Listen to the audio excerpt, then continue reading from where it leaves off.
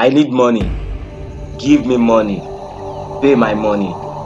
These are words frequently used by everyone around the globe in almost every minute of our daily lives. And this is because money is very essential for survival, and it is believed to be power and answers to so many things. There are various ways you can make money, but if you don't have the right skills or techniques, you might end up wasting time or even money.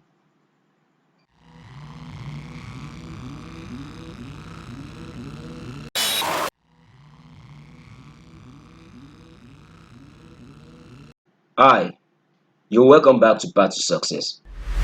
In this video, I'll be showing you how you can actually make lots of money, not by buying or selling of any goods, but by exchanging currencies, using the right strategies in the right way.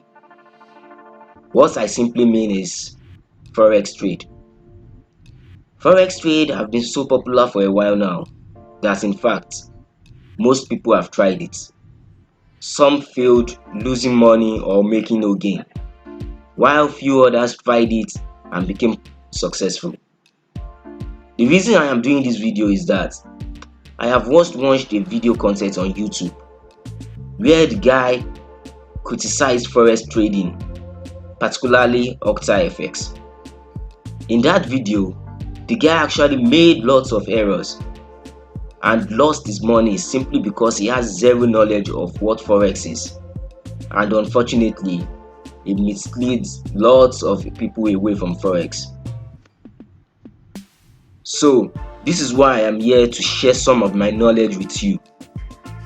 For those of you that have tried forex but failed, you failed because you did not study and understand the concepts and strategies of currency exchange.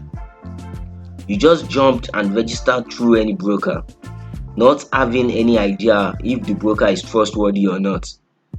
You deposited money to these brokers and started trading without even knowing the appropriate time or skills to trade with. These brokers are the websites you register to in order to trade. The common ones are FXCM, XM Forex, Alt Forex, OctaFX, etc. Some of these brokers out there are only interested in making out of you. This is why you have to choose a broker carefully before you start trading.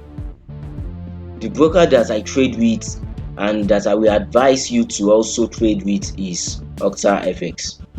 This is because they have one of the best spreads, they take no commissions on withdrawals and deposits, they have wide range of trading tools, they offer a free demo account in which you can practice with, and so on.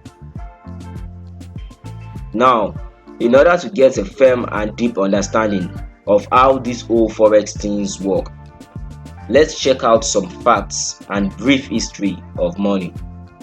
And once you've known some of these facts and important history of money, you will be confident to make some decisions when trading. Before I proceed, I want to remind you guys to please give this video a like by clicking on the thumbs up button down there. By doing so, you will actually be helping me, helping yourselves, and helping others who are also interested in content like this. Money or currency. It is a legal tender accepted generally by people in a particular country or people in member countries under the same economic and monetary union as a means of exchange. According to history, before the existence of money, there have been various other means of exchange. The first was barter. It started around 6000 BC when people exchanged goods for goods. But when things got highly complicated with barter due to lack of durability and some other disadvantages, people decided to trade with something that would be more scarce, durable, and can serve as a general form of all trade. They tried lots of equipment, but they ended up using gold as a new means of trade in around 700 BC. The use of gold for trade lasted for some years. Then it also changed due to some disadvantages that it possessed. For example, it is hard to transport. One can easily be spotted when moving with plenty amounts of gold. Another example is that it has high limited amounts of supply, which means that gold is too scarce to be a proper means of exchange, and so many other disadvantages. Then, around 619 AD, the Chinese invented a new form of exchange known as paper bill. This was actually an IOU bill. In other words, it's like a receipt. The system of exchange allows people that have gold kept with goldsmiths to be able to buy goods from traders without taking their goods to the market, but by just giving the sellers a paper bill that has been issued to them by the goldsmiths where they kept their gold in exchange of any goods that they want. For a clearer understanding, this is how it works. People normally keep their goods with goldsmiths because it's safe due to their strong room. For this reason, goldsmith serves as bank then. Now, these goldsmiths started issuing receipts of the amount of gold each of their customers have with them. Then later on, these customers started using their receipts as a means of exchange for goods, granting traders access to some amount of gold that they have kept with the goldsmiths, depending on how much the goods worth. And as time goes by, it already became a new means of exchange because everyone started using these bills given to them to even buy some other goods from other people. This system became so popular and was later adopted by the Europeans in the 17th century.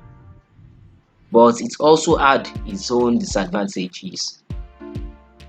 This was because there were lots of different bills out then issued by different banks, I mean goldsmiths, and people can't really buy goods outside their town or city with their bills because they are not really recognized somewhere else. Due to this, the idea of central bank started coming up, and in 1694 there came into existence the Bank of England as a central bank. The central bank stopped the other local banks from creating different bills for exchange, and it produced one general bill for all banks and people in the country to trade with through the same system of IOU. Now, this also worked well for some times, and it was adopted by many countries around the world. But later, the government and the central banks realized that they are printing too many notes. In 1879, the US government decided to back up their currency with gold in order to print less and add more value to it.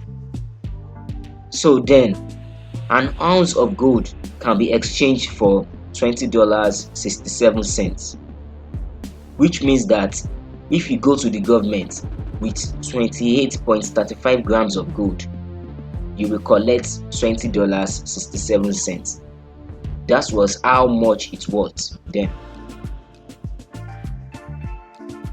Now, as you can see, money has been depending on gold since all these years that I have mentioned. And in those years, currency notes are not really seen as money, but as receipts to gold, which was actually the money back then. This is why currency notes are usually called bills.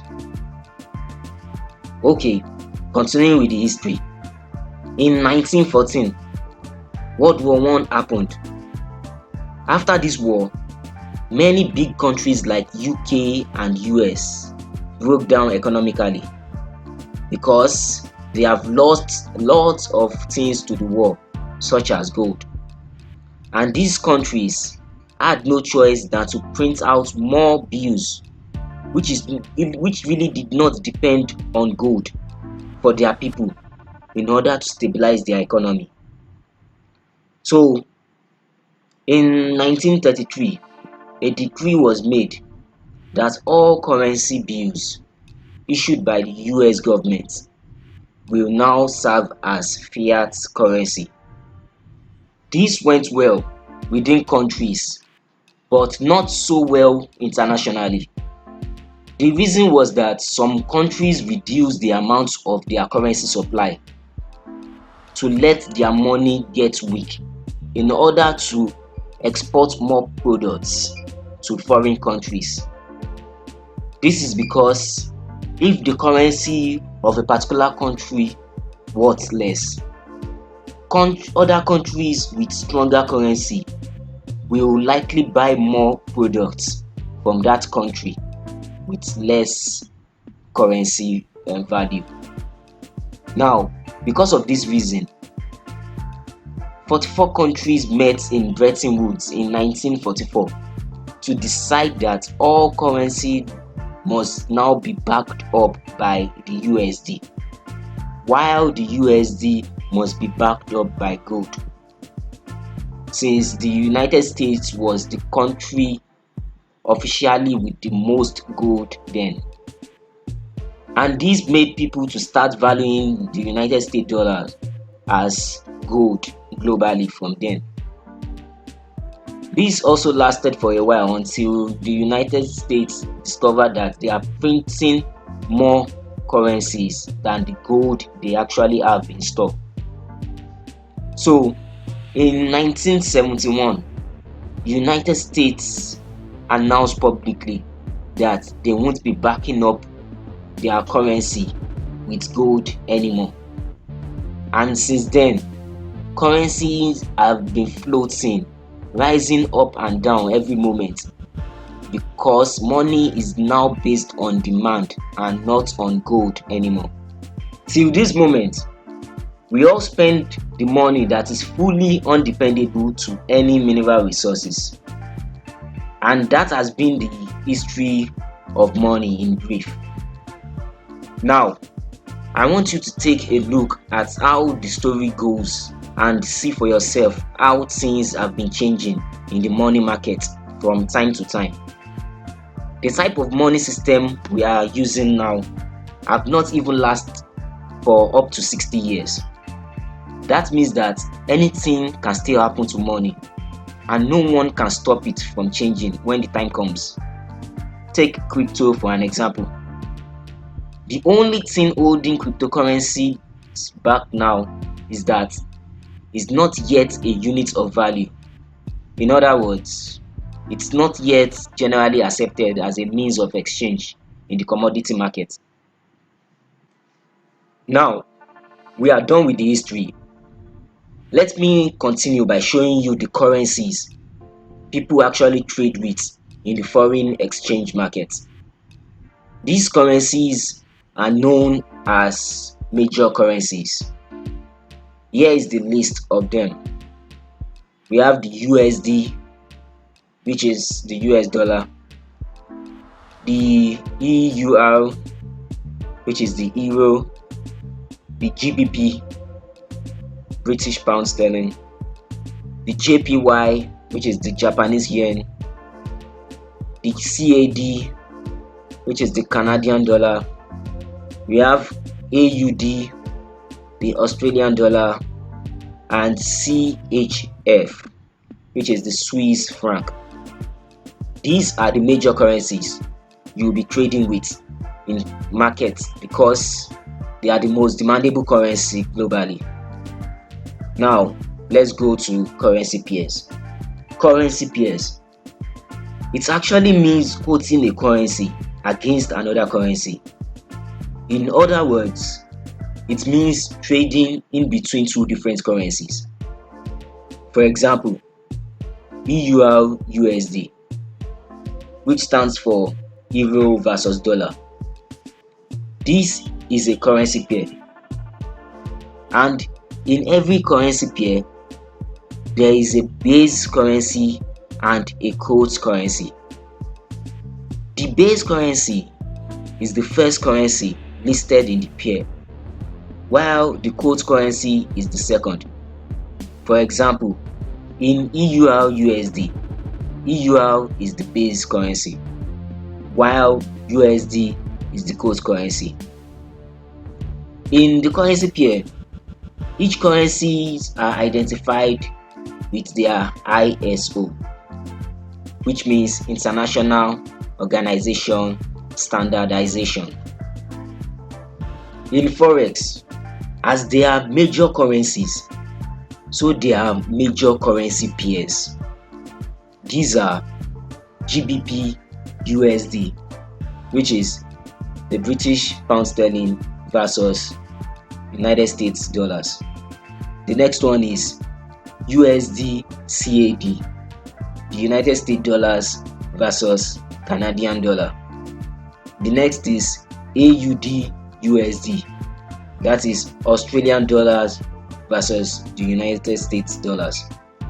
The next is USD CHF, which is the United States dollars versus the Swiss franc.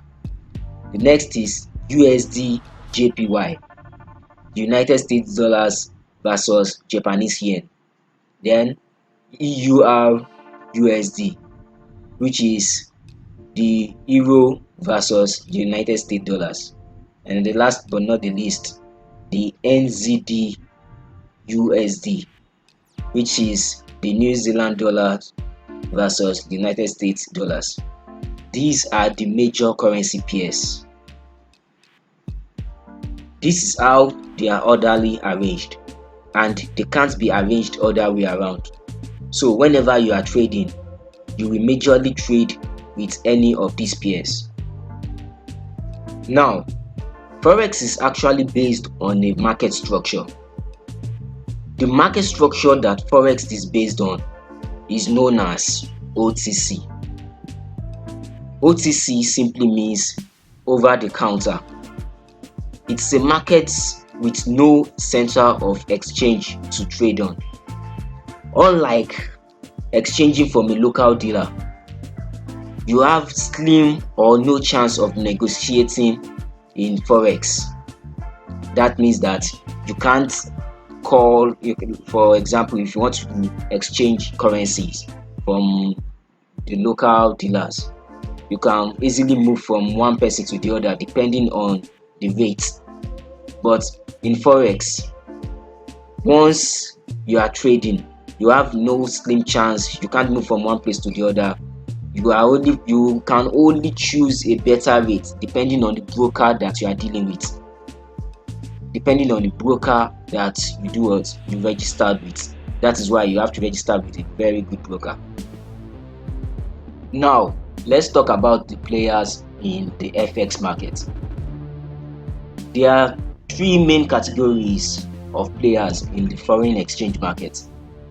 They are the FX dealers, the other participants, and the FX brokers. The FX dealers, these are the big banks such as Bank of America, Deutsche Bank, etc. They trade with the highest amount of currencies, and they are the major dealers, which means that they are the first dealers at the top. At this point, others that want to trade, like you and I, can't come in to trade. The next are the other participants. These are other big companies and smaller banks.